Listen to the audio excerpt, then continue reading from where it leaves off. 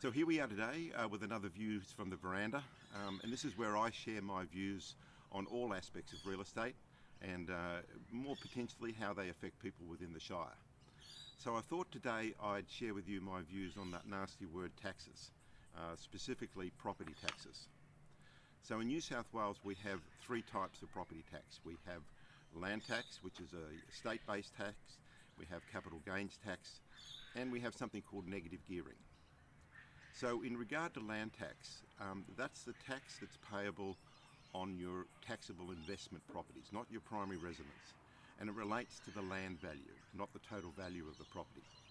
So if you look at the unimproved capital value that appears on your rates notice, that'll give you an idea of what your land value is. So if your land value is under the threshold, then you don't pay tax. And that threshold at the moment is $755,000. So if your land value, and this is your combined land value of all your properties, not individual properties, is over $755,000, then you pay 1.6% on that, whatever is over, plus a nominal $100 base tax. So if we take a taxable amount of investment properties at $1 million, and we subtract that from the threshold of $755,000, that leaves $245,000, which you pay 1.6% tax on. If you add the extra $100 base tax, then that actually equates to something just over $4,000 land tax that you pay. One of the quirky situations at the moment with COVID is that the state government is allowing some compensation for those landowners that are affected by rent reductions and the like.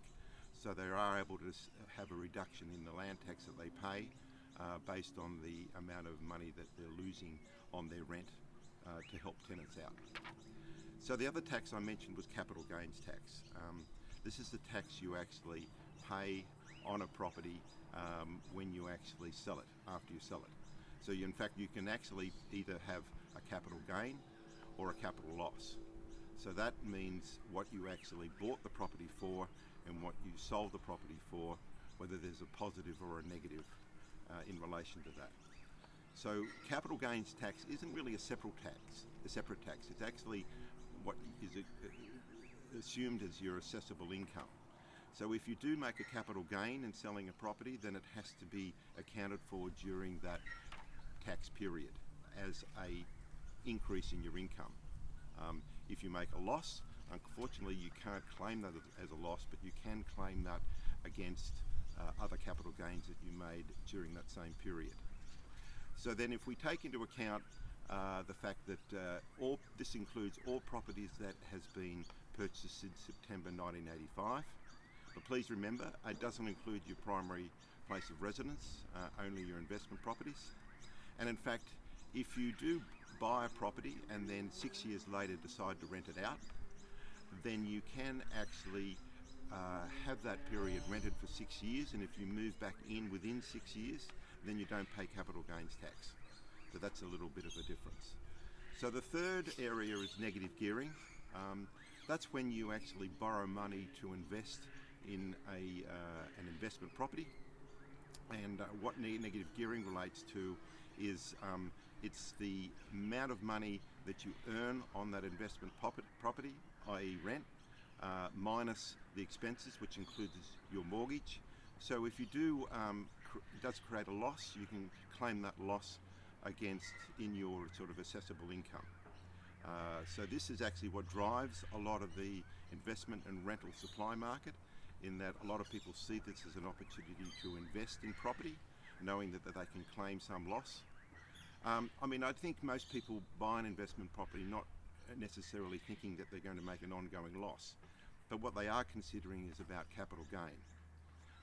So as long as there is an opportunity to be able to sell the property more than what the losses were over that given period, bearing in mind those losses can be actually claimed against your income, then you're on the plus side.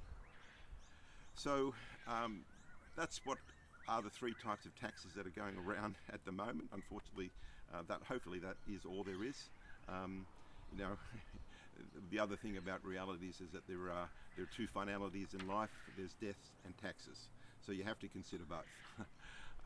Obviously, if you do need to get advice in regard to taxation, please talk to an accountant or a tax expert. They're here to give you the best advice, not us. Obviously, if you are looking to buy an investment property or sell an investment property, we're the best people to talk to, so contact us and message us. So next week, again, I'm still looking for someone to share the veranda with me. But until then, take care and look after each other. Thank you.